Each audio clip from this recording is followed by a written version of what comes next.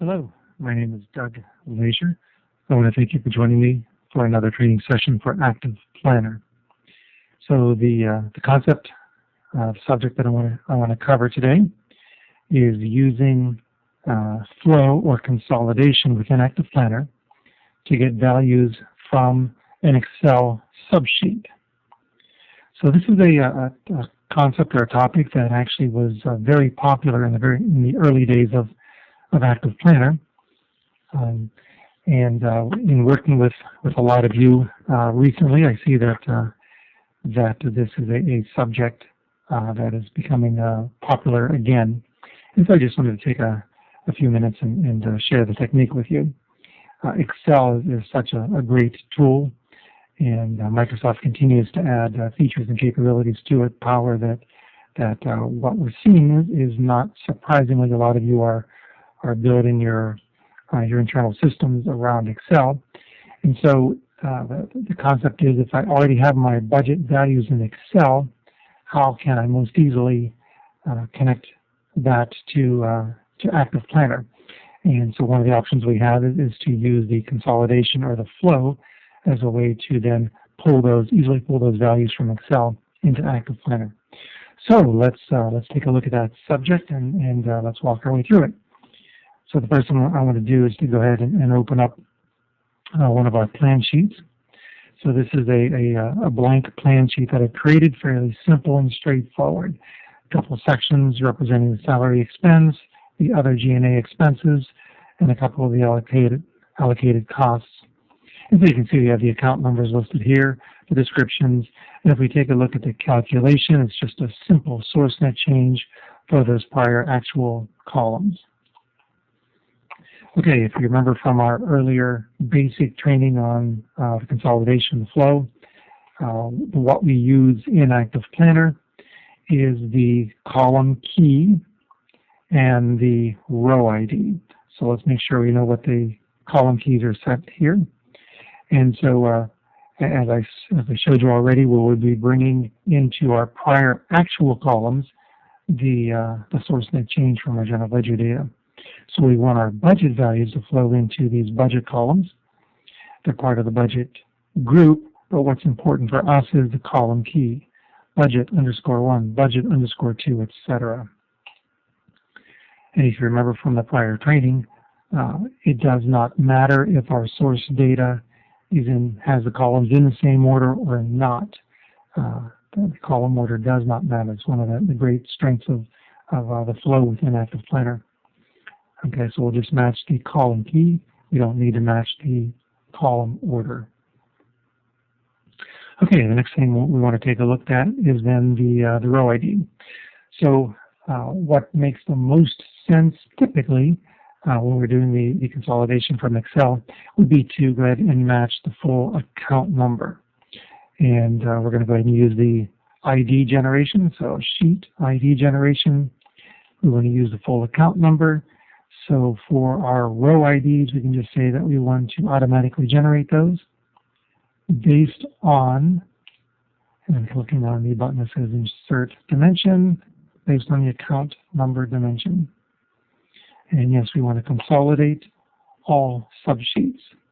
We'll click OK, and we can see over here under the row ID that it put in the full account number with the dashes. Okay, so our 4-segmented account number with the dashes delineating each section. Okay, so we'll match the row ID and the column key. So our Active Planner sheet is set up. Let's go ahead and we'll take 2 seconds and save that and take a look at what the source data looks like in Excel.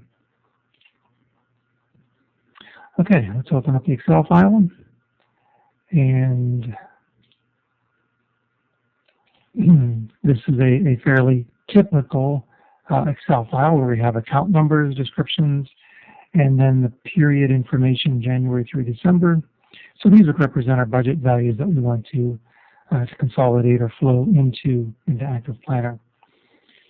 Okay, so the first thing that I wanted to describe to you is the concept that we need to match the column keys, January, February, March, just isn't going to cut it because in Active Planner we had budget 1, budget 2, etc. So we could replace what's here, but honestly I usually find that it's just as easy to go ahead and add another row and put the Active Planner values just simply above what was already there. So what we're going to do is go ahead and type the column key, budget 1,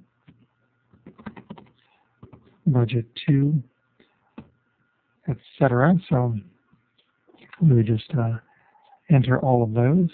So we'll let that let Excel go ahead and automatically create those. Now we don't care about the description, but we do need something in the row for the column header so that Excel will see it consistently column headers for every column that we're using. The account number, now if this account number was already segmented using the dashes or whatever segment delimiter you use, then we could use that and just put a new description here.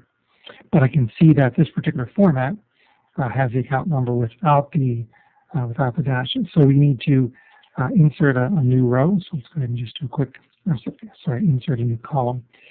So we'll insert a new column. This will be the original account number, and here's where we're going to identify the parent row ID. This is the critical value that we match on the rows in Active Planner. So it is the parent space row space ID. So that is the important item here, the column header here for the parent row ID. Okay, next thing we need to do is just use a simple formula within Excel to go ahead and take our account number and parse it back out so we can get those dashes in there. It's fairly simple. So let me go ahead and just show you what that would look like. So we're going to create a formula, and what we're going to do is we're going to take the leftmost characters. Remember our demo data, the account number is 4-3-3-2. So we want the left 4 characters of our account number, and the other thing we need to do is to put a dash after that. So we're taking the left 4 characters, we're using the ampersand to concatenate a dash, and now we're going to take the middle 3 characters. So we'll use the mid function. It's the mid of the same account number, starting at the 5th position and choosing 3 characters from there. Okay, so you can see what we're building, 6,000-100. So let's just go ahead and finish this off. We'll also concatenate then another dash, and we'll use the same mid function of B3 to pick up, starting at 8, we'll pick up another 3 characters. And then we'll want one more dash, and then the right 2 characters of B3.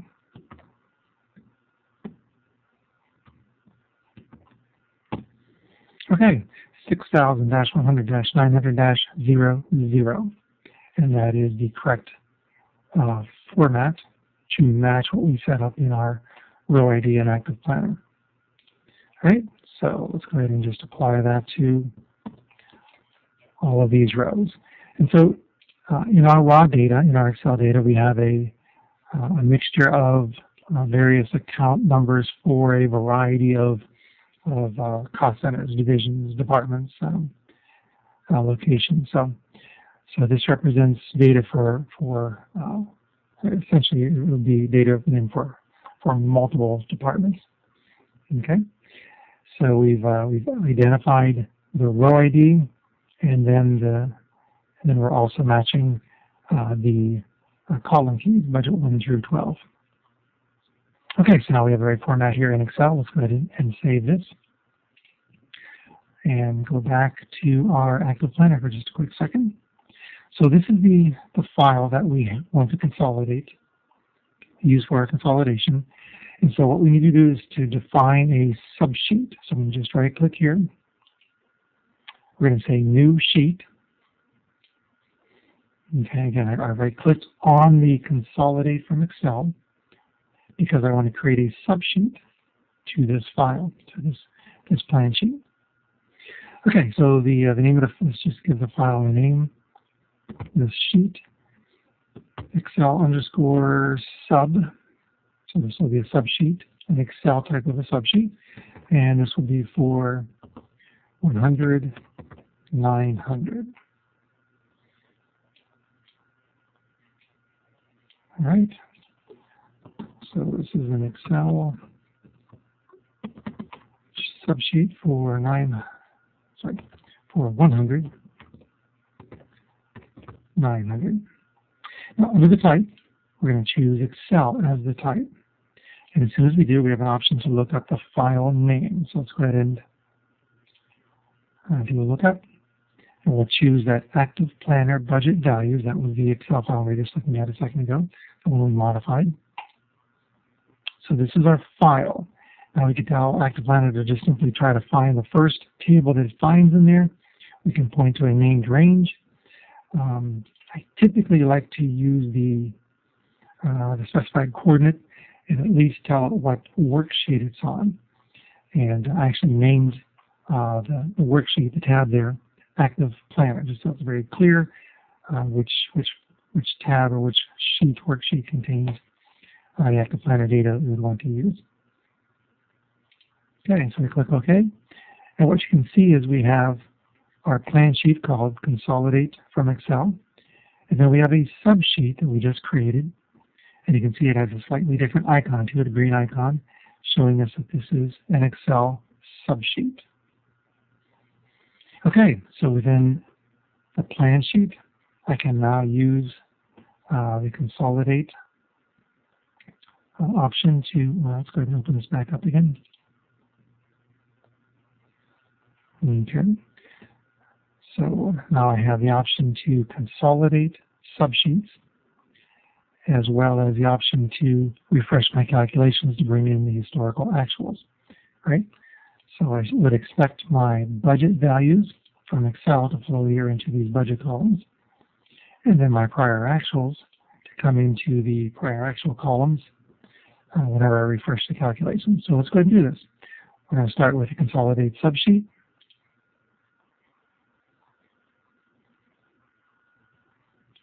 And you can see that it brought it matched the appropriate row IDs for the accounts that we care about in this plan sheet, brought those values into budget 1, 2, 3, etc.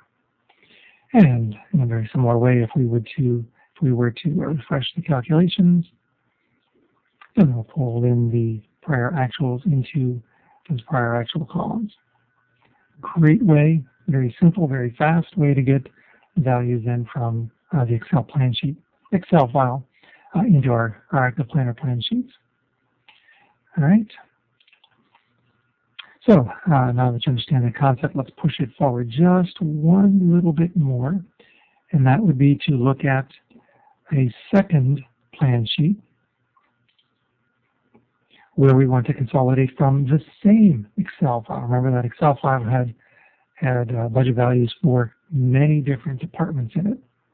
So what I wanted to show you is we can set up a second subsheet. Let's look at the properties of this. And it has a different sheet key, but it's pointing to the same Excel file, to the same worksheet within that Excel file. So that allows us to then consolidate into multiple plan sheets from the same Excel source. And just to show you that it really works this way, we'll go ahead and just open up the other file, the other sub plan sheet, and do a quick consolidation from there. All right. So the first one was 100-900. This is 400-300. Again, so we can use one single source and create multiple subsheets so that we can do the flow across many different departments, retrieving those values from the same Excel source. All right, those are the things I wanted to cover today. Hopefully you'll find this very helpful and useful, and I will look forward to working with you in a future training video. Thanks.